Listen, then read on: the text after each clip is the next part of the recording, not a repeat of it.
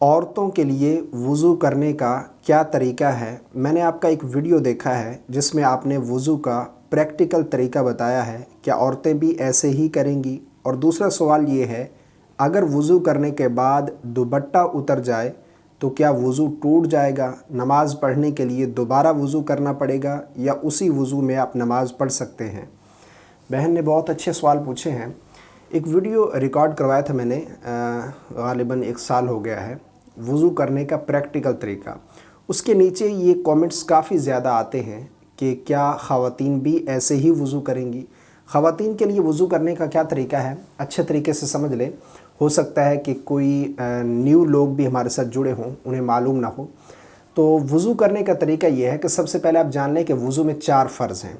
Number 1 पर चेहरा धोना, नंबर 2 पर दोनों बाजू कोहनियों समेत धोना, चौथाई सर का मसा करना और दोनों पाँव टखनों समेत धोना।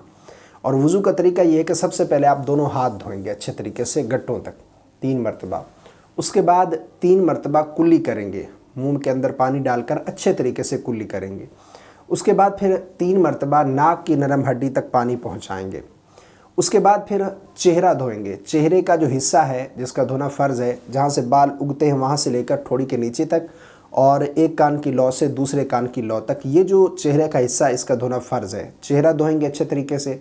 उसके बाद फिर दोनों बाजू कोहनियों समेत धोएंगे।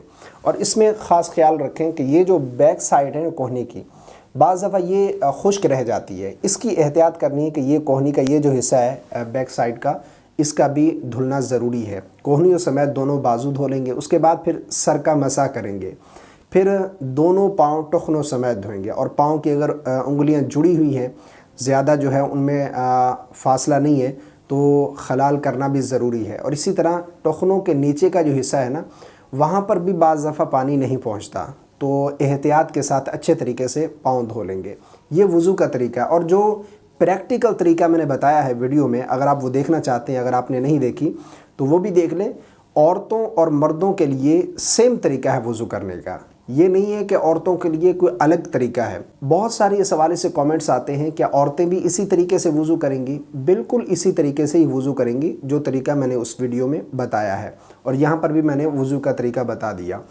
और दूसरा जो इन्होंने सवाल पूछा है कि क्या दुपट्टा उतरने से वज़ू फासिद हो जाता है, तो ऐसा बिल्कुल नहीं है। दुपट्टा उतरने से या कपड़े बदल लेने से, ये भी सवाल काफ़ी मरतबा पूछा जाता है कि अगर कपड़े चेंज कर लिए वज़ू करने के बाद तो वज़ू फासिद हो जाएगा। ऐसा बिल्कुल नहीं है। कपड़े बदल लेने से या दुपट्टा उतर जाने से वज़ू फासिद नहीं होगा। अगर आपका वज़ू है, आपने कपड़े चेंज कर लिए या आपके सर से दुपट्टा उतर गया, आप दोबारा नमाज़ पढ़ना चाहते हैं तो आपका वज़ू दुरुस्त है, आप उसी वज़ू के साथ नमाज़ पढ़ सकते हैं। आपका कोई सवाल है तो आप कमेंट बॉक्स में कर सकते हैं। और वो वीडियो अगर आप देखना चाहते हैं वज़ू करने का प्रैक्टिकल तरीका, तो वो आपको वीडियो के एंड में स्क्रीन में शो हो रही होगी वीडियो, या फिर लिंक डिस्क्रिप्शन में मिल जाएगा। और वज़ू तोड़ने वाली कौन कौन सी चीज़ें हैं, इस पर भी ऑलरेडी एक क्लिप मौजूद है मुकम्मल। वो भी आप देखना चाहते हैं तो डिस्क्रिप्शन में मिल जाएगा लिंक, या फिर चैनल विज़िट कर लें। इस हवाले से काफ़ी सारी वीडियोज़ आपको मिल जाएंगी।